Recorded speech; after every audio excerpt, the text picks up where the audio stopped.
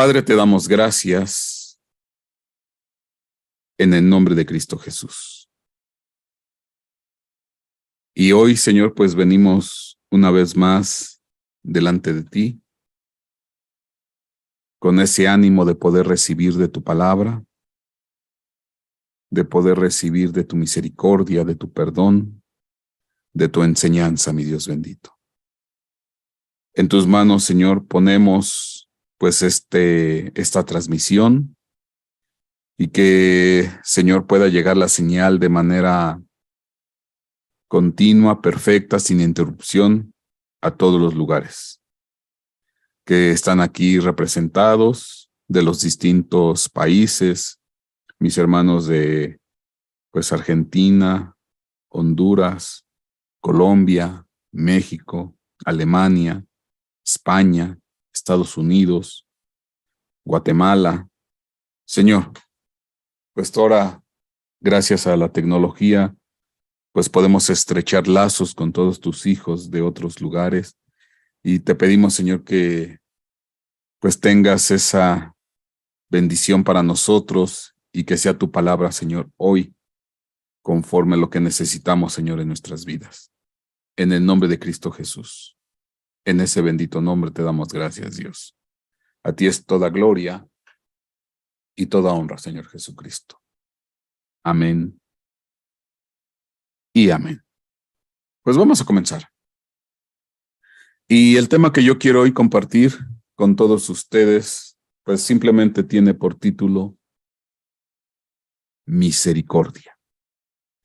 Y dice el Salmo 57:10, porque grande es hasta los cielos tu misericordia y hasta las nubes tu verdad. Y fíjese que tal vez en ocasiones no alcanzamos a dimensionar la magnitud y la grandeza de la misericordia de Dios. Tal vez no podemos en ocasiones entender qué tan grande, tan increíble es su misericordia. Y hoy pretendo, pues, hablar un poco de esto, ver hasta dónde llega esa misericordia. Y para esto, pues, vamos a recordar, vamos a tomar de partida, pues, lo que hemos estado compartiendo últimamente, perdón, lo que hemos estado compartiendo últimamente, porque pues hemos estado hablando mucho del altar del holocausto. Cuando hablamos del altar del holocausto, pues usted recordará, mi hermano, que el altar del holocausto inicialmente se hizo una versión ahí en el tabernáculo que hizo Moisés. Entonces Moisés recibió instrucciones de el altar del holocausto, que ya posteriormente, cuando se hizo el templo que construyó Salomón, pues se hizo otra versión del altar del holocausto, versión muchísimo más grande. Entonces son dos altares, uno que viene en representación en el tabernáculo que Moisés realizó y otro que hizo Salomón en el templo. Entonces hemos estado hablando de eso, de las implicaciones. Le comento, todavía no subo los videos a YouTube para que se puedan ver ya de manera total. Los tengo que editar. Yo espero ya en esta semana ya los edito porque ya van 2 videos. Con este que estoy compartiendo en este momento sería el tercero. Pero bueno, ya los tengo que subir para que ya sean a público general. Lo que sí le puedo comentar para todos mis hermanos que están apenas integrándose, si usted quiere tener acceso inmediato al material, obviamente a la versión de videos sin edición, pues es a través de pertenecer al grupo de WhatsApp, los grupos de WhatsApp que yo tengo, porque ahí usted ya puede tener en automático, inmediatamente terminando yo un mensaje, un estudio, una prédica, usted puede tener en automático acceso inmediato al material de lo que yo comparto. Entonces, para esto, pues sí es importante que usted me mande un WhatsApp y me solicite pertenecer al grupo, y ya de ahí yo lo canalizo a los distintos grupos y sobre todo al grupo donde usted puede tener acceso inmediato a los videos que se generan en automático, que son videos sin edición. Bueno, entonces habíamos estado hablando del altar del holocausto y pues habíamos notado una gran diferencia entre lo que es el altar del holocausto, el que hizo Moisés comparado con el que hizo Salomón. Son notablemente diferentes. Aquí usted ve, por ejemplo, el que hizo Moisés, hablamos de 5 codos largo, 5 codos ancho y 3 codos alto.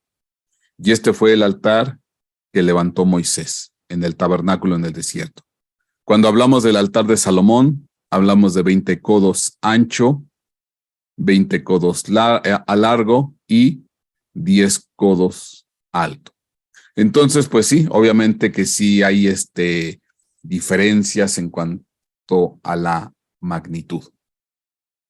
Y bueno, también habíamos visto, hablando del altar del holocausto que hizo Moisés, que Salomón hizo una versión a manera de estrado del altar del holocausto. Cuando Salomón dedicó el templo, que hizo, él hizo su oración de dedicación sobre un estrado que tenía las mismas dimensiones que el altar del holocausto que hizo en su momento Moisés. Estamos hablando 5 codos largo, 5 codos ancho y 3 codos altura. Entonces hay una correspondencia geométrica en tamaño entre el altar del holocausto y el estrado que hizo Salomón para dedicar el templo. Y cuando hizo esto Salomón, él se puso frente al altar grande que había hecho de grandes dimensiones con su estrado. Bueno, todo eso lo hemos estado viendo y todo esto es bien interesante porque notamos cómo hubo un grande incremento si comparamos nosotros el tamaño del altar del holocausto que hizo Moisés al que hizo Salomón. Obviamente aquí usted ve si hay una grande diferencia. Lo interesante y lo que hoy le voy a mostrar es que este altar de por sí ya aquí comparativamente se ve grande, ya si usted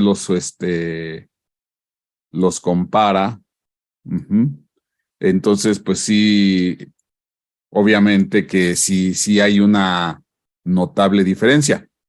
Pero lo interesante es que este altar siguió creciendo. Fíjese lo que estoy diciendo. Este altar siguió creciendo, se fue haciendo todavía más grande.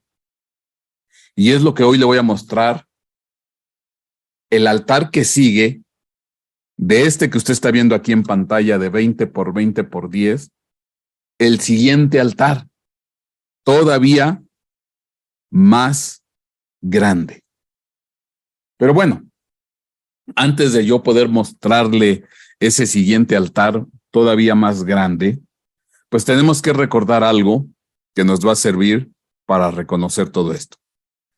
Cuando nosotros hablamos de el altar del holocausto, de 5 por 5 por 3, a semejanza del estrado que hizo Salomón, obviamente que Salomón lo hizo con intención.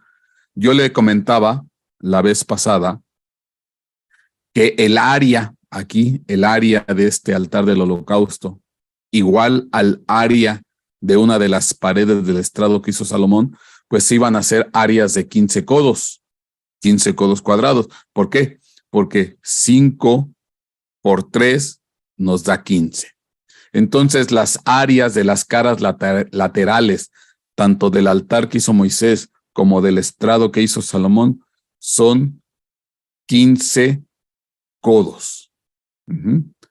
15 codos, ¿cómo se llama? Cuadrados. Y ahí empezamos a hacer una pequeña reflexión en cuanto al simbolismo y al significado del número 15, cosa que hoy voy a ampliar. Bueno, nomás recordando un poquito, nosotros, ¿cómo se llama? En Génesis capítulo 7, versículos 19 al 21, se nos narra que cuando vino el diluvio, ese diluvio de la cumbre más alta a la superficie del agua, pues había 15 codos. Si usted recuerda, de hecho ahí lo podemos leer, dice Génesis 7:19, y las aguas aumentaron más y más sobre la tierra, y fueron cubiertos todos los altos montes que hay debajo de todos los cielos. 15 codos por encima subieron las aguas después de que los montes habían sido cubiertos, y pereció toda carne que se mueve sobre la tierra, aves, ganados, bestias y todo lo que pulula sobre la tierra y todo ser humano. Entonces, aquí está claro. Aquí se ve pues los 15 codos de la parte más alta de las cumbres al nivel de la superficie. Ahora, esto porque es interesante. Yo le decía a usted que esos 15 codos de alguna manera representan una señal de lo que iba a venir a futuro, porque cuando la época de Noé, pues toda esa humanidad pereció.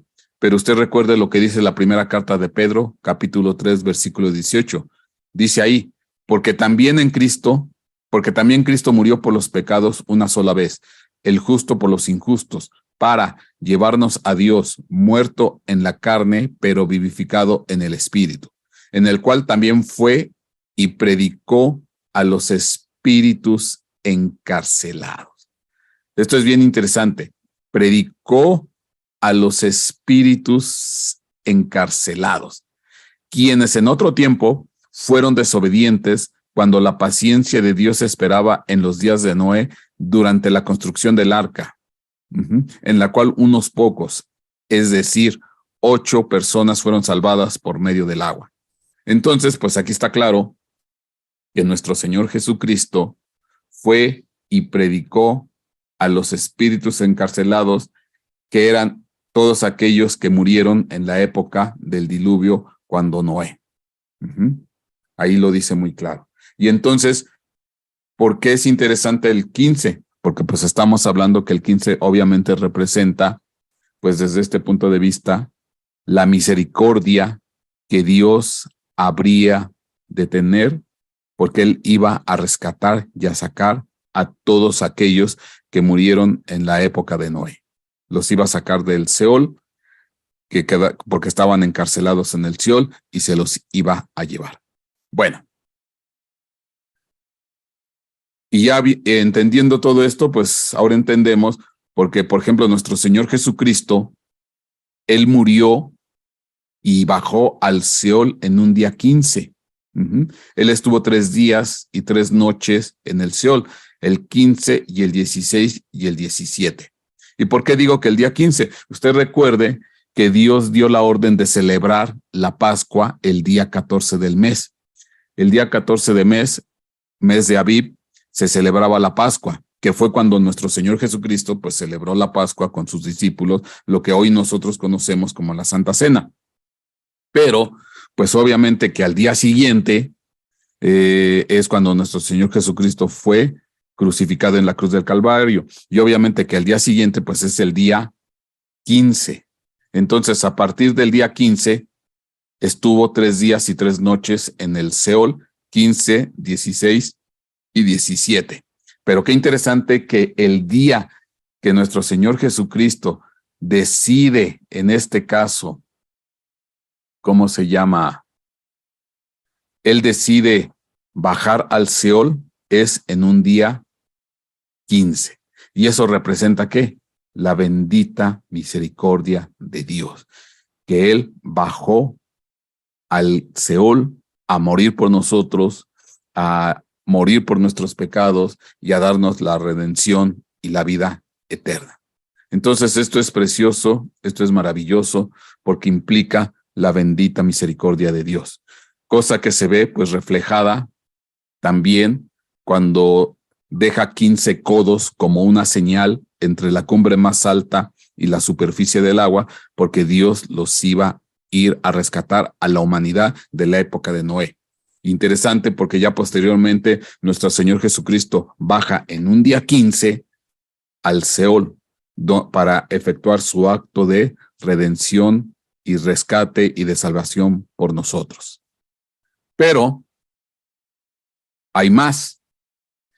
Gálatas 5, 19, 21 dice: ahora bien, las obras de la carne son evidentes, las cuales son inmoralidad. Dice aquí, inmoralidad, impureza, sensualidad, idolatría, hechicería, enemistades, pleitos, celos, enojos, rivalidades, disensiones, sectarismos, envidias, borracheras y orgías. Y es interesante porque son 15 cosas. Y yo aquí quiero corregir, porque cuando yo compartí esto hace 2 sesiones, yo les había dicho que eran 18. Lo que pasa que yo tenía en mente lo que hace cuando dice en la carta de Timoteo que en los postreros días aparecerán hombres impíos, mentirosos, desleales, etcétera, etcétera. Allá sí son 18 características. Nada más que yo tenía en mente ese número de allá, pero no, son 15. Aquí usted puede ver claramente 18 obras de la carne. Ajá. Dice, ahora bien, las obras de la carne son evidentes, las cuales son, y aquí las acabamos de leer, 15, y luego dice, y cosas semejantes, contra las cuales os advierto, como ya os he dicho, que los que practican tales cosas no heredarán el reino de Dios. Pero qué interesante, y aquí, pues, ahora sí, de alguna manera, pues ya queda bien entendido, porque son 15 obras de la carne que se mencionan, obras de la carne, y si me voy al altar del holocausto, pues en el altar del holocausto usted recuerde que lo que se tenía que ofrendar como una ofrenda por el pecado, pues era la carne de los animales en sacrificio. Y qué interesante, porque el Nuevo Testamento habla de 15 obras de la carne, que aquí están, y yo le decía que las áreas, las 4 áreas de cada de los laterales del altar del holocausto son 15 codos cuadrados. Y esto es obvio, bueno, obvio desde el punto de vista para nosotros como cristianos, porque aquí es donde se quema la carne. Y yo le decía a usted que el principal combustible que quema la carne se llama la misericordia de Dios, porque Dios no tiene en cuenta su misericordia por su grande sacrificio que Él hizo por nosotros en la cruz del Calvario, para darnos el perdón de pecado y la vida eterna. Y gracias a su bendita misericordia es que nosotros somos salvos. Gracias a su bendita misericordia, Él se entregó en amor a nosotros en un sacrificio vivo, ahí en la cruz del Calvario, y para darnos el perdón y la vida eterna por su bendita misericordia. Y qué interesante, porque dentro de las 15 cosas o las 15 obras de la carne que se mencionan en Gálatas capítulo 19 al 21, pues es interesante porque corresponde con las 15 áreas, el área de 15 codos de las paredes laterales, tanto del altar del holocausto como del estrado. Y que usted recuerde que, de hecho, esto lo vimos el domingo anterior, hablamos de que Salomón se postró sobre este estrado, y él imploraba la misericordia de Dios, la bendición de Dios, y que todo aquel que volteara hacia ese templo, Dios iba a tener misericordia para darle perdón de pecados. Qué precioso y qué maravilloso. Y entonces aquí están en el altar del holocausto las 15 obras de la carne que son quemadas en la representación hoy en día de nuestro Señor Jesucristo, porque Él fue el sacrificio principal que tomó nuestros pecados, que tomó nuestras obras de la carne, que tomó nuestra inmoralidad, impureza, sensualidad, idolatría, hechicería, enemistad, pleito, celo, enojo, rivalidad, disensión, sectarismo, envidia, borrachera y orgía, que son las que menciona. Él las tomó en su cuerpo y murió por nosotros. Él es el sacrificio vivo. Él es el que se hizo holocausto por nosotros para darnos ese perdón y esa vida eterna. Bendito su nombre. Bueno, y aquí está claro. Aquí está claro. Ahora, pero cuando uno empieza a ahondar más en esto, porque esto es precioso, esto es maravilloso, todavía como Dios sigue obrando. Dice Éxodo 38:14. Dice, las cortinas a un lado de la entrada eran de 15 codos con 3 columnas y sus 3 basas. Y lo mismo al otro lado, a los 2 lados de la puerta del atrio había cortinas de 15 codos con sus 3 columnas y sus 3 basas.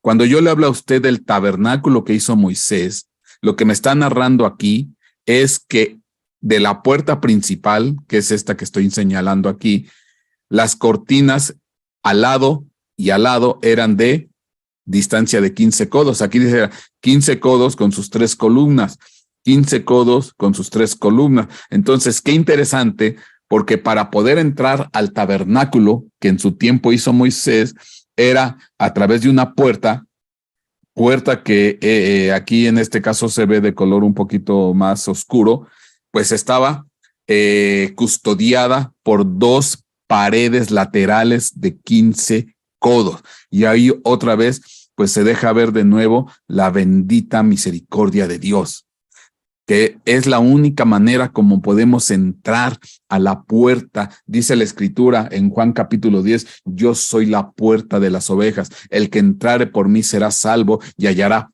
pastos en abundancia. Pues esta puerta que usted está viendo aquí,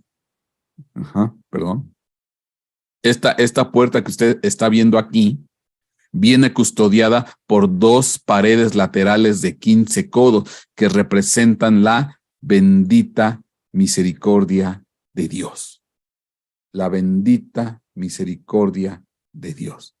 Qué precioso, qué maravilloso. Entonces, ahí se vuelve a ver cómo para que lo único que nos permite el acceso a la presencia de Dios, a la presencia de su majestad, es la misericordia de Dios.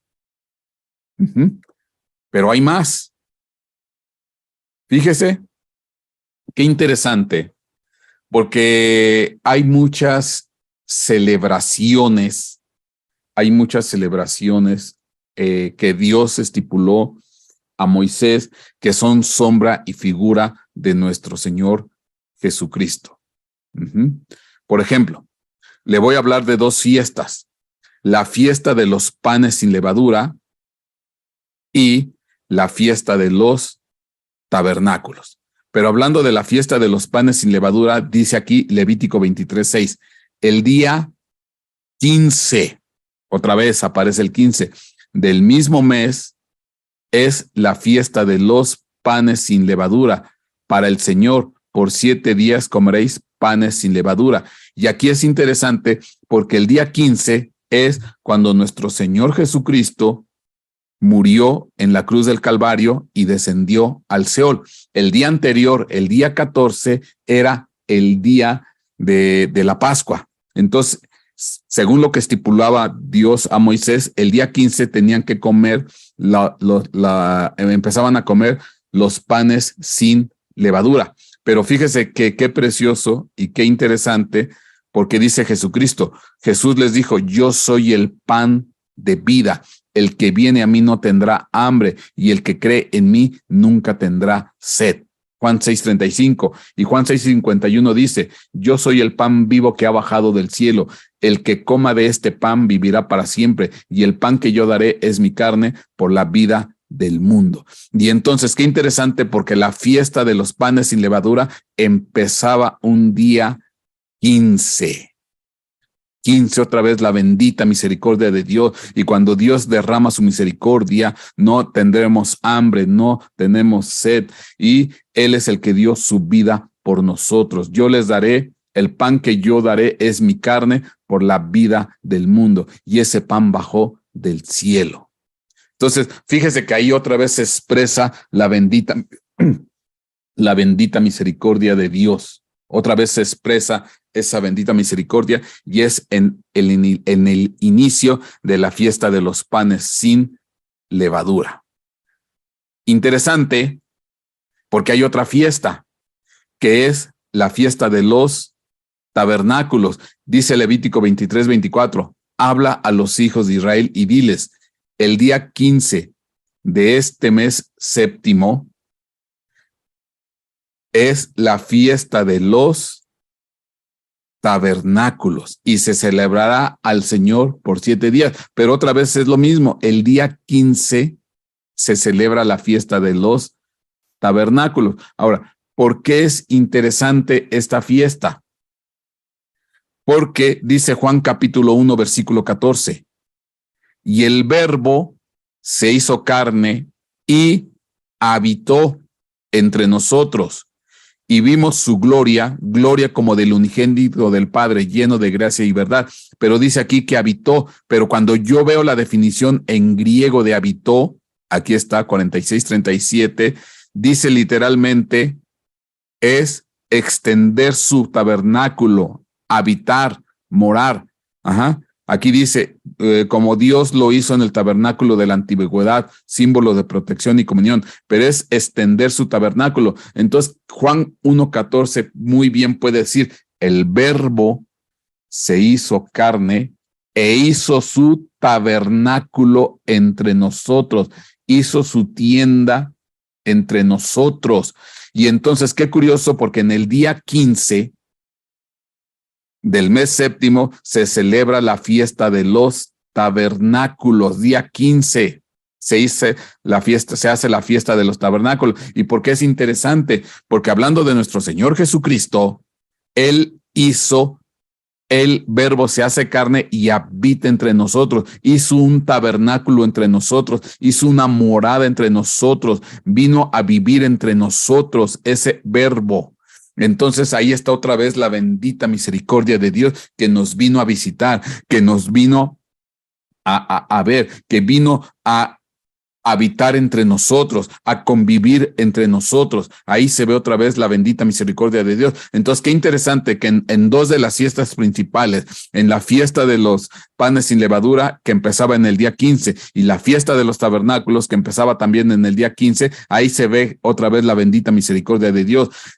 La fiesta de los panes sin levadura, pues representa a Jesucristo como el pan que bajó del cielo para darnos la vida eterna y para que no tengamos hambre y ni sed. Y la fiesta de los tabernáculos representa que Él vino y hizo morada entre nosotros, habitó entre nosotros, hizo su tabernáculo entre nosotros.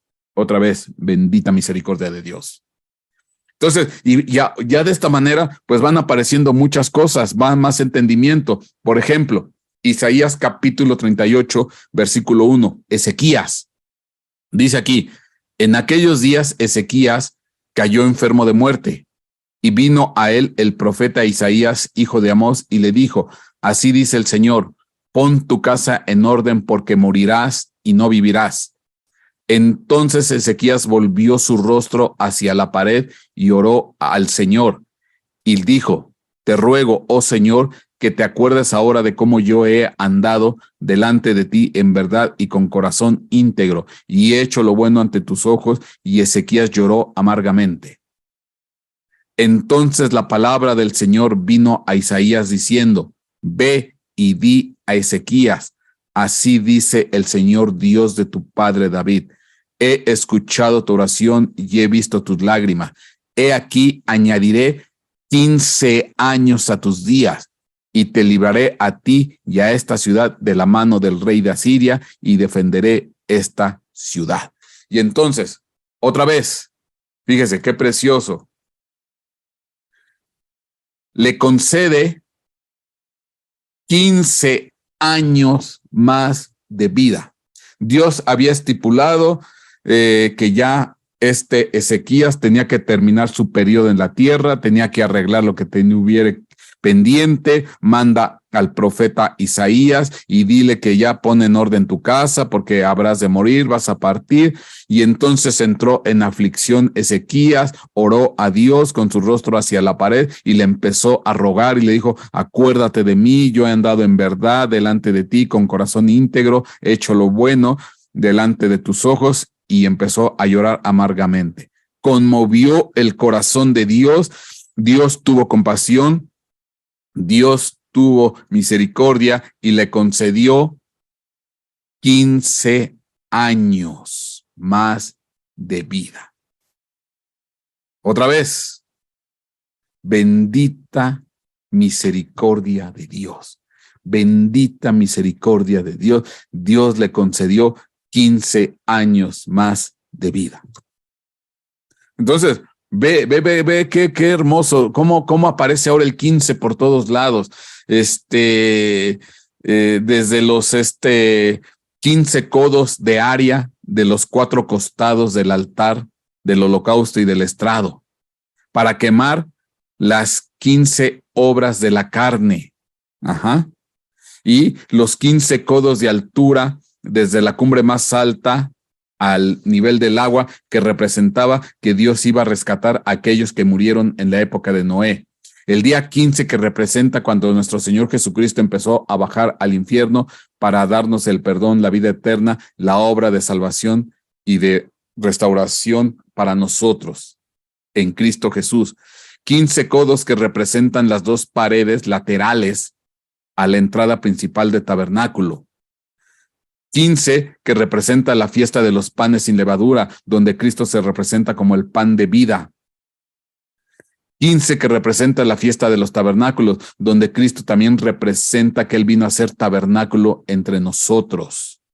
Ajá. Y 15 los años que le concede Dios a Ezequías cuando él oró delante de Dios y le dio 15 años más. Bueno, ¿qué tan grande es esto?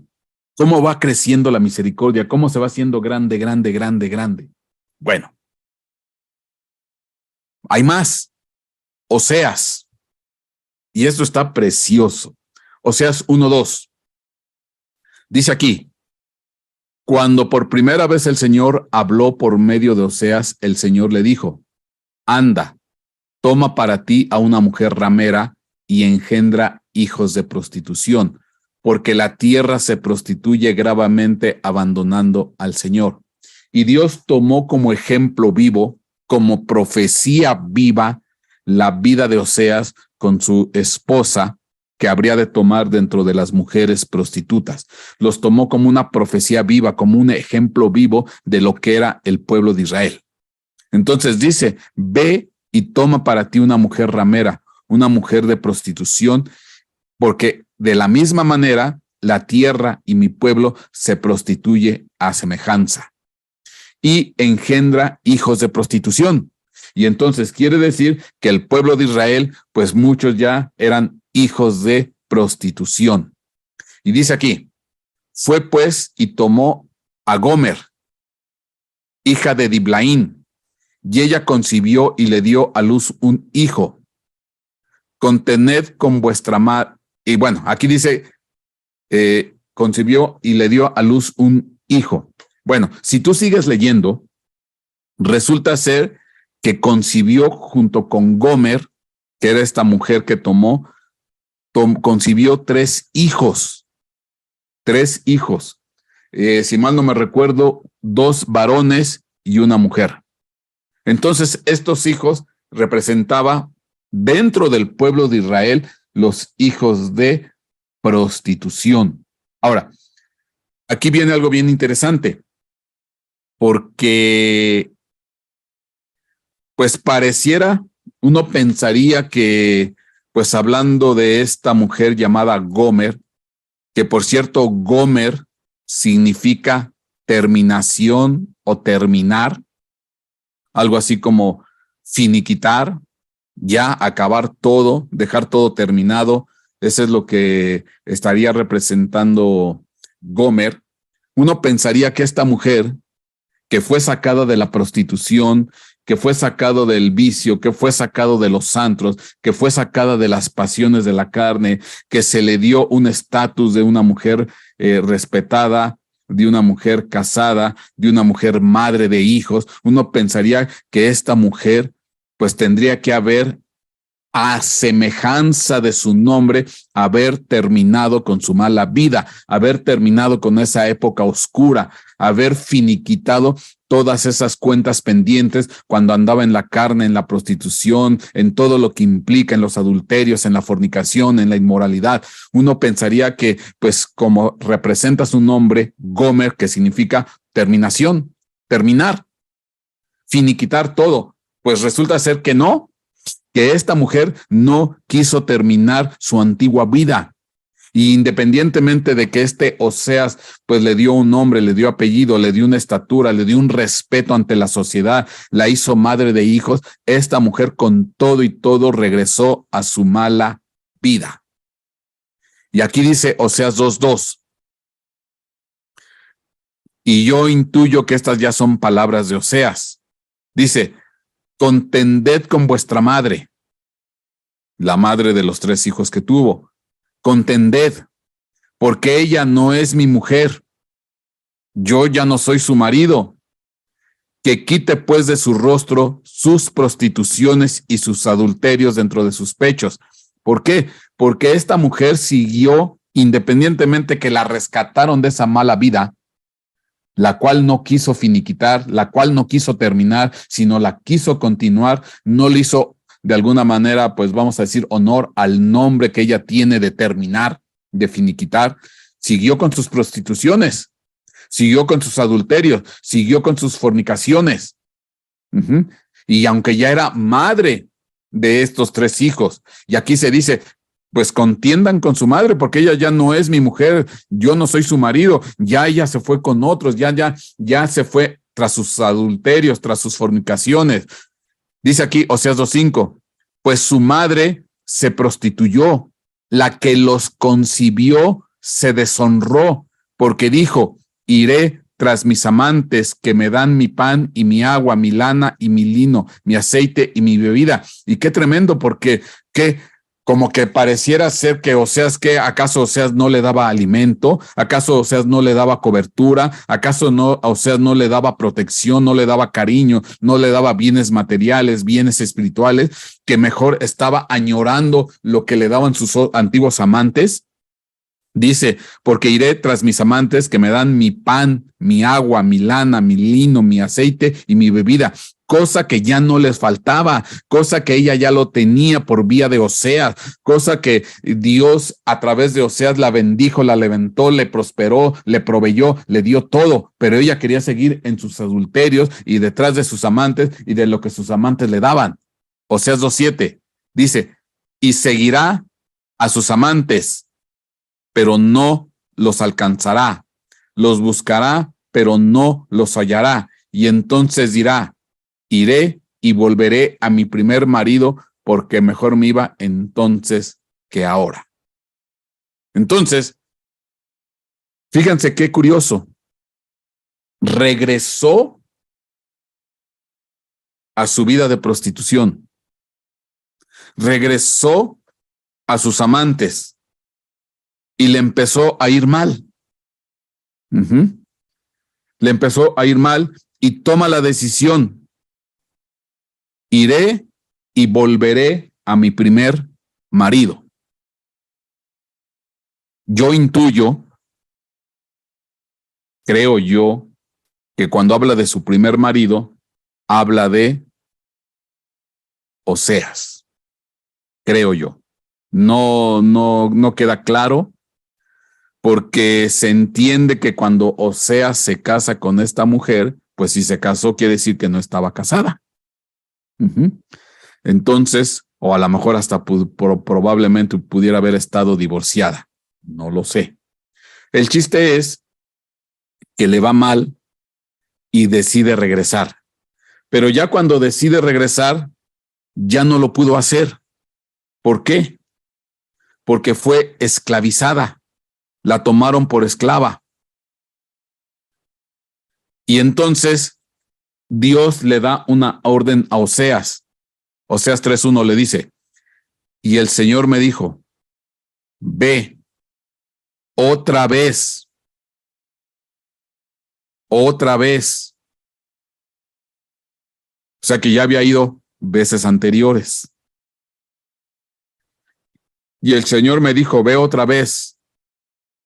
Ama a una mujer amada por otro y adúltera, así como el Señor ama a los hijos de Israel, a pesar de que ellos se vuelven a otros dioses y se deleitan con tortas de pasas. Ve y rescata a esa mujer. Ve por esa mujer y vuélvela a amar. Ve otra vez y ama a una mujer amada por otro, que está en su adulterio, está en su fornicación. Y ve por ella. Y ahí va Oseas por esta mujer, por su esposa, por Gomer. Nada más que ahora, dice aquí, la compré pues para mí. ¿Por qué? Porque ya estaba esclavizada. Llegó a un mercado de esclavos.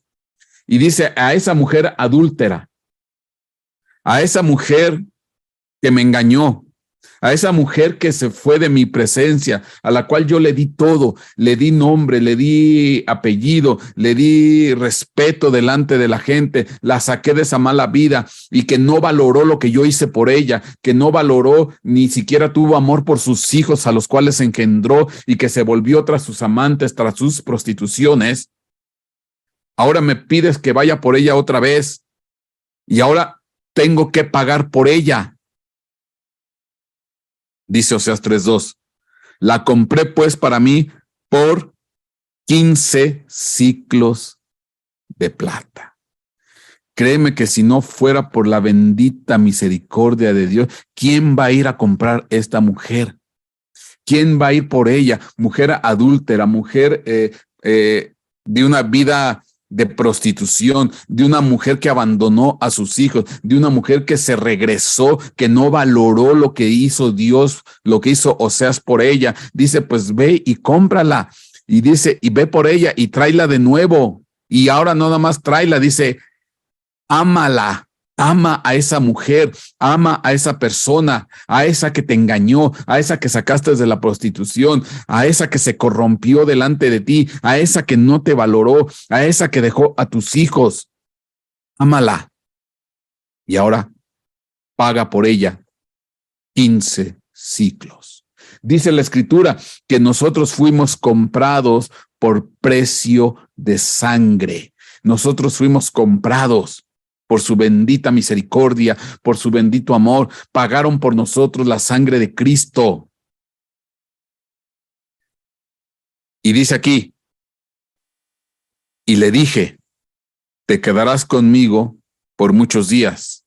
No te prostituirás ni serás de otro hombre, y yo también seré para ti. Y entonces la fueron a rescatar. Y tuvieron que pagar 15 siclos de plata. Bendita misericordia de Dios. Que si nosotros fuéramos esta Gomer, Obviamente que como Gomer, pues nosotros sí quisiéramos que nos perdonaran, quisiéramos que fueran por nosotros, quisieran que no nos tomaran en cuenta nuestros pecados, quisieran que nos fueran rescatados, que Dios se olvidara que se olvidaran de lo que hicimos. Pero muchas veces nosotros para con lo demás no hacemos lo mismo. Nosotros no somos el Oseas que va por esta esposa rebelde, prostituta, fornicaria, pendenciera, que regresó a la mala vida, que abandonó a los hijos. Entonces, pero Dios dice, yo así voy a tener compasión del pueblo de Israel, porque así como se comporta la mujer de Oseas, así es mi pueblo. Voy a tener compasión y misericordia de ese pueblo. Oye, qué tremendo. Entonces, eso nos da idea de la grandeza, de la increíble grandeza de la misericordia de Dios. ¿Qué tan grande es la misericordia? Ahora por eso entiendo un poco más por qué incrementaron de tal manera el tabernáculo del holocausto. ¿Por qué este Salomón lo hizo tan grande comparativamente? Si cuando hablamos de comparar, note por favor que pues sí hay bastante diferencia. ¿Cuánto iba a caber aquí? Una grande cantidad de quemar la carne, de quemar las pasiones, de quemar la inmoralidad, la impureza, la idolatría, las envidias, los enojos, las orgías, las borracheras, etcétera, etcétera. Gracias a la misericordia de Dios, gracias a su bendita misericordia, que es lo que quema toda esa carne, que no nos toma en cuenta nuestro pecado, que no nos toma en cuenta nuestra transgresión. Pues, ¿qué crees que pasó? Este altar que tú estás viendo aquí, enorme, grandote, majestuoso, se quedó chiquito. Creció más todavía. Se hizo más grande todavía este altar. Todavía se hizo más grande. Vamos para allá.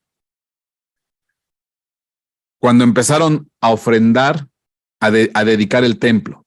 Dice aquí, primer libro de los Reyes, 8:63. Y Salomón ofreció como sacrificio de las ofrendas de paz que él ofreció al Señor 22,000 bueyes y 120,000 ovejas. Y así dedicaron la casa del Señor, el rey y todos los hijos de Israel. El día que se consagró, el día que se dedicó el templo, nada más ofrecieron 22,000 bueyes y 120,000 ovejas. ¿Sabes lo que es eso? Es que de veras está fuera de proporción. Que los ofrendaron en holocausto, 22,000 bueyes y 120,000 ovejas. Por muy grande que sea esto, por muy grande, por muy increíble, no entran 22,000 bueyes y 120,000 ovejas. No entran. Esto se vuelve chiquititititito. Tan es así que así se expresa. Primer libro de los Reyes 8:64, el que sigue, versículo que sigue. Aquel día, el rey consagró la parte central del atrio que estaba delante de la casa del Señor, pues allí ofreció el holocausto, la ofrenda de cereal y la grosura de las ofrendas de paz, porque el altar de bronce, este de acá, o este que alcanzas a ver aquí está el altar del holocausto, aquí está ¿cómo se llama? Este es el altar del holocausto y aquí está el estrado donde está orando Salomón. Obviamente que en este altar del holocausto presentar 22,000 bueyes y 120,000 ovejas, pues no iban a caber aquí. Y aquí lo dice, porque el altar de bronce que estaba delante del Señor era demasiado pequeño. Demasiado pequeño para contener el holocausto, las ofrendas de cereal y la grosura de las ofrendas de paz.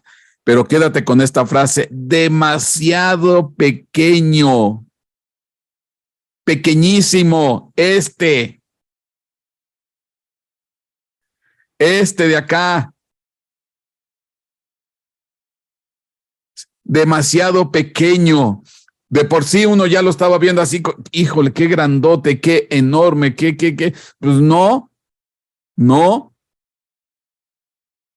se volvió demasiado pequeño. No cabía los 22,000 bueyes y las 120,000 ovejas. Entonces, ¿qué tuvieron que hacer? ¿Y ahora qué hacemos? Nos quedó chiquititito el altar. Pues hagámoslo más grande. ¿Cómo que más grande? Sí. ¿Ahora qué vamos a hacer? Consagrar la parte central del atrio que estaba delante de la casa del Señor. Y para que me lo entiendas, aquí está. Fíjate qué tremendo. Aquí está, aquí donde se está moviendo la flechita, ese es el altar. Aquí se alcanza a ver la rampita para subir al altar del holocausto. Este es el de 20 por 20 por 10. Aquí está, chiquitito, aparentemente. Dice, no, ¿sabes qué? No cabe. Vamos a consagrar el atrio que está enfrente. Aquí sí van a caber más o menos los 120,000 bueyes, 22,000 bueyes y 120,000 ovejas que vamos a sacrificar en el holocausto. Y eso, aquí nos vamos a quedar apretados. Pero bueno, aquí. Entonces, todo esto de aquí, lo volvieron un altar de holocausto. Todo esto, enorme, grandote, increíblemente, impresionantemente grande, enorme. Y entonces, obviamente, pues esto se volvió un altarcitito, porque todo esto de acá se volvió el altar. Esto es para que te des idea de qué tamaño es la misericordia de Dios. Empezamos con el altar que hizo Moisés. Aquí está. No, ya se ve. Y de aquí nos saltamos al que hizo Salomón. Pero para el día de la dedicación, pues todavía quedó chiquito. Acá se ve. Pues entonces dijo, no, ¿ahora qué vamos a hacer? Pues vamos a usar todo este atrio de enfrente para quemar el holocausto. Y esto se volvió algo increíble. Yo nomás quisiera imaginar que todo este altar, toda esta área se volvió llama de fuego. Imagínate tratar de imaginar cómo estaba ese día de la dedicación del templo. Aquí subiendo el humo, todo en llama de fuego, como que si se estuviera incendiando y lo que estaban quemando era la carne de los sacrificios. Esto se volvió algo impresionante. Otro nivel. Maravilloso. Increíble. De ese tamaño es la misericordia de Dios.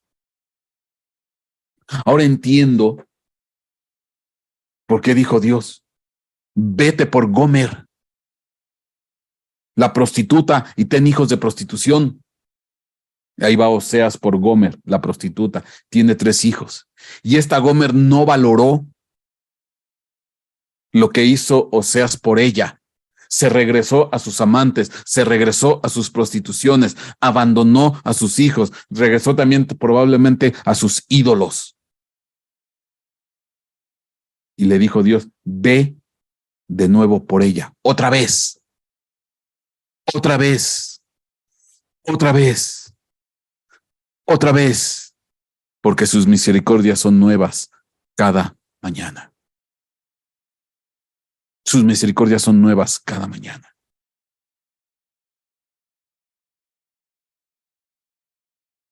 Mi hermano, qué tan grande es la misericordia de Dios. Qué tan increíblemente grande. Qué tan increíblemente grande. Te voy a dar otro dato. Tú dirías, es que ya cuando uno ve esto,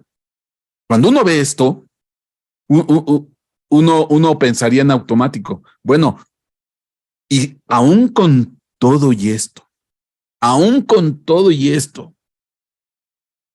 ¿serían capaces de abandonar a Dios? Aún con todo y esto, ¿serían capaces de abandonar a Dios? Bueno, fíjate por favor. Segundo libro de los Reyes, capítulo 16, versículo 10. Te voy a hablar de un rey, el rey Acaz. Rey posterior a Salomón, de los reyes subsecuentes.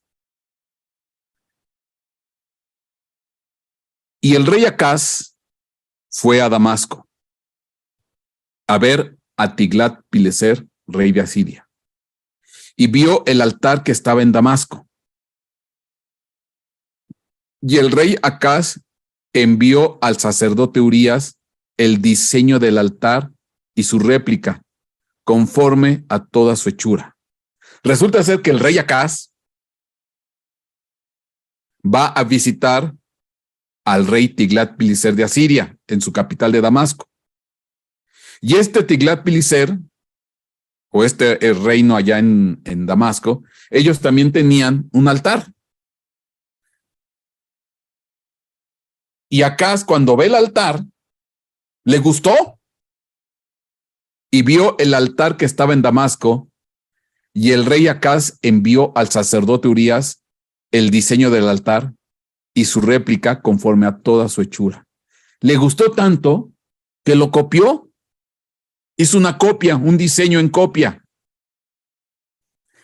Y el Urías y lo envía, ahora sí, hace los planos o hace el boceto, el bosquejo y lo envía de regreso a Urías, el sacerdote, mientras él seguía atendiendo sus asuntos en Damasco. Y el sacerdote Urías edificó un altar conforme a todo lo que el rey Acaz había enviado de Damasco. Así lo hizo el sacerdote Urías antes del regreso del rey Acaz de Damasco. O sea, el rey Acaz quedó embelesado por el altar, manda hacer unos bocetos, unos planitos, unos dibujos, qué sé yo, y los manda de regreso a Jerusalén. Él se siguió atendiendo sus asuntos allá en Damasco con el rey. Y cuando regresa, ya encontró hecho el altar. Qué tremendo. Dice, así lo hizo el sacerdote Urías antes del regreso del rey Acaz de Damasco. Cuando vino el rey de Damasco y vio el altar, el rey se acercó al altar y subió hasta él. Quemó su holocausto y su ofrenda de cereal, derramó su libación y roció la sangre de sus ofrendas de paz sobre el altar. Y el altar de bronce, el que habíamos visto hace rato, que estaba delante del Señor, lo trajo delante de la casa de entre de su altar y la casa del Señor y lo puso al lado norte de su altar. ¿Qué quiero decir? Que hacen el altar grandote, el ejemplo que encontraron en Damasco con los sirios, lo hacen ahí en el templo y agarran y quitan de su lugar el altar de bronce y lo ponen al lado, al norte del altar del holocausto, del nuevo. O sea, sustituyeron uno por el otro. Como quien diciendo, este ya no sirve, este ya no funciona, o este está más bonito, este está más grande, este está más precioso, este es mejor, este pertenece a los dioses sirios, a los dioses de Damasco, este viene de allá, representa otros dioses, este es polifacético, este es multifacético, este es más grande, este es más precioso, este tiene más poder. No sé qué pensó Acaz, ni tampoco el sacerdote Urías, pero le dieron más valor e importancia al nuevo modelo. Dice aquí, entonces el rey Acaz dio órdenes al sacerdote Urías diciendo, quema sobre el gran altar, el nuevo, el gran altar, el holocausto de la mañana y la ofrenda cereal de la tarde, el holocausto del rey y su ofrenda del cereal con el holocausto del todo pueblo con todo el pueblo de la tierra y con su ofrenda de cereal y sus libaciones. Y rocía sobre él toda la sangre del holocausto y toda la sangre del sacrificio. Quitaron el altar. Ahora dice, ahora los sacrificios, las ofrendas, las libaciones, los holocaustos, etcétera, etcétera, van a ser en este nuevo. Pero el otro, ¿qué vamos a hacer con el otro? Pero el altar de bronce será para mí, para consultar. Ese ya va a ser de mi uso particular, el altar de bronce. Ese ya es para mí nada más. Ahora, este nuevo, el que viene de Siria, Asiria, que viene por mano para quedar bien con Tiglat-Pileser, porque, bueno, ahí te tendría que contar la historia, porque Tiglat-Pileser ayudó a este rey Acaz, pero bueno, no me quiero meter ahí, si no me extiendo. Entonces dice, ahora todos los sacrificios, todos los holocaustos, todas las libaciones, todas las ofrendas, etcétera, etcétera, van a ser en el nuevo. Y el de bronce va a quedar para mi uso particular. ¿Qué? De ese tamaño. De ese tamaño hicieron esto. Desecharon a Dios, le dieron la espalda a Dios, lo cambiaron por otro Dios, por otros dioses, por otro altar, por otras doctrinas, por otras enseñanzas. ¡Qué increíble! Ni porque ellos veían todo lo que ocurrió. Entonces, este altar que tú estás viendo aquí, donde se está quemando, pusieron uno nuevo, traído de Siria, y lo movieron y quedaron al ladito de del nuevo. Ni porque vieron todo esto. Entonces dices, bueno, ¿y qué hizo Dios? ¿Qué hizo Dios con esta transgresión? Tamaña transgresión, quitar el altar del holocausto, ponerlo en segundo plano, en segundo término, ya nada más para uso personal del rey. Ya no era el encargado de recibir los sacrificios, etcétera, etcétera, del pueblo.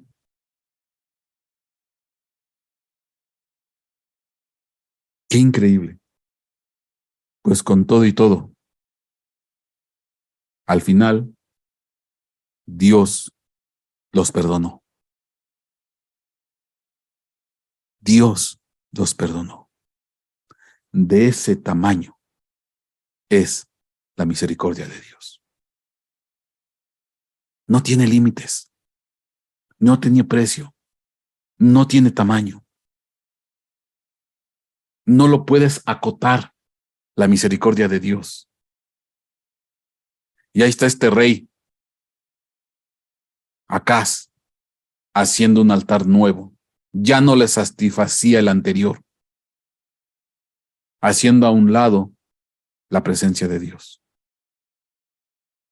Tremendo. Ahora puedes entender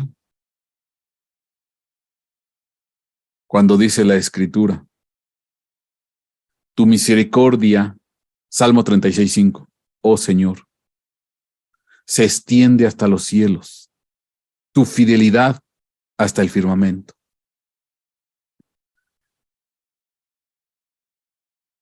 Porque como están de altos los cielos sobre la tierra, así es de grande su misericordia para los que le temen. Salmo 103:11. Salmo 104:8. Perdón, 108:4. Porque grande, por encima de los cielos, es tu misericordia, y hasta el firmamento tu verdad. Qué increíble. Qué maravilloso. Cómo entender esta misericordia de Dios. Cómo comprenderla. Cómo valorarla. No tiene límite. No tiene precio. No tiene estatura. Más alta que los cielos.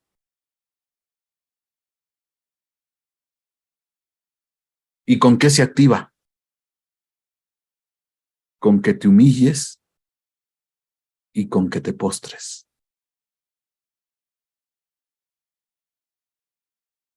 Con que tú le digas, Dios, perdóname.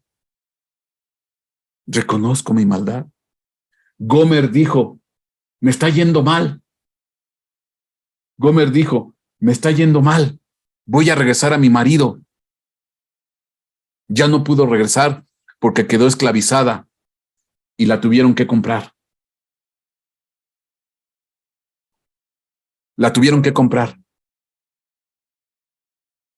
Tuvieron que pagar 15 ciclos de plata. 15 fue el día que bajó nuestro Señor Jesucristo al Seol y que murió en la cruz. 15 codos de altura sobre la cumbre más alta, al nivel del agua, como una señal para rescatar a los que murieron en la época de Noé. 15 empieza la fiesta de los panes sin levadura, el pan de vida que bajó del cielo. 15 empieza la fiesta de los tabernáculos, y el Verbo se hizo carne e hizo un tabernáculo entre nosotros. 15 ciclos pagó Oseas por esa mujer corrompida y perversa, malagradecida. Yo lo que hoy te quiero decir,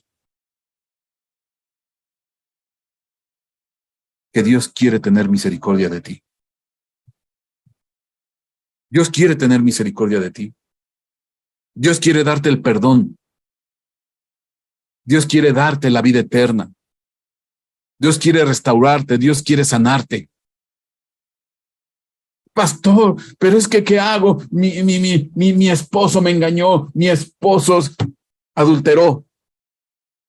Dios a él lo perdona. Pastor, pero ¿qué hago? Mi esposa lo mismo, me engañó, adulteró. Dios a ella la perdona. Si ellos deciden postrarse delante de Dios y pedir perdón, Dios les perdona. El que tal vez no está muy dispuesto a perdonar, eres tú. Los que no estamos muy dispuestos a olvidar, somos nosotros. Pero Dios perdona, Dios olvida. Todo aquel que se humille y se aparte, alcanzará misericordia. Yo no sé qué tan grande es tu transgresión. ¿Cuántas veces yo he tenido que hablar con personas que han llegado a mí y me han dicho, pastor, es que yo he pecado demasiado, he hecho demasiadas cosas malas, me he corrompido de tal manera, he hecho tantas cosas, ya no tengo perdón de Dios? No es cierto. Sigues teniendo perdón de Dios. Eso no se ha quitado. El perdón de Dios es tan grande, más alto que los cielos. Así es su misericordia. Tan solo que tú te postres y que tú te humilles delante de Dios. Que tú le digas, Señor, perdóname. He pecado contra el cielo y contra mi Padre. He pecado contra ti, he pecado contra mis hermanos, he pecado contra mi esposa, contra mi esposo, contra mis hijos, contra mi jefe, contra la compañía en la cual estoy trabajando porque defraudé. He pecado. Y Dios tiene misericordia. Te acabo de enseñar cómo fue creciendo la misericordia, cómo se fue haciendo. Empezamos con un altar de Moisés pequeño, seguimos con un altar de Salomón más grande, seguimos con el atrio más grande y nos fuimos hasta los cielos más grande todavía. No hay límites. El único límite es cuando tú te decides. Ese es el límite. Cuando tú decides de verdadero corazón postrarte delante de Dios y humillarte y decirle, heme aquí, perdóname, Padre, reconozco mi maldad. Y en ese momento te alcanza la misericordia de Dios. Es que es increíble. Es increíble. Qué tan grande es la misericordia. Y nosotros, a lo mejor tú yo te aseguro que la mayoría de los que están aquí ya recibimos el perdón, ya recibimos la misericordia. Ahora lo que nos toca a nosotros es perdonar a los que nos ofenden. Lo dice el Padre nuestro que estás en los cielos, santificado sea tu nombre. Perdona nuestras deudas, como nosotros perdonamos a nuestros deudores. Ahora a nosotros es a quien nos toca perdonar, a nosotros es a quien nos toca olvidar, a nosotros es a quien nos toca dejar la transgresión, humillarnos, decir, te perdono. Tú ya recibiste el perdón de Dios, tú ya recibiste la misericordia de Dios, tú ya recibiste la compasión del Padre de Gloria. ¿Por qué insistes en no perdonar? ¿Por qué insistes en llevar el odio, el rencor, el resentimiento, el coraje? Este pueblo puso otro altar de holocausto, de una nación pagana, de un rey pagano. Hizo a un lado el que tenía. Y aún así, Dios los perdonó. Hicieron a un lado ese altar y Dios los perdonó. Entonces, que tú me digas que tú no puedes perdonar, que tú me digas que tú no puedes olvidar, que tú me digas que no es posible, que te lastimaron tanto.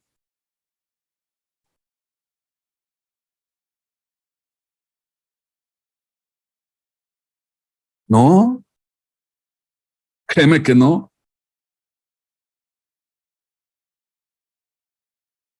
La bendita misericordia de Dios, la grande bondad de Dios.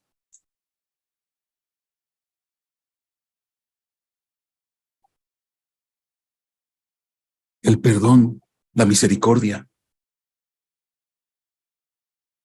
Es que me golpearon, me robaron, me violaron. Sí, pero Dios viene y te restaura. Dios viene y te sana. Dios viene y te bendice.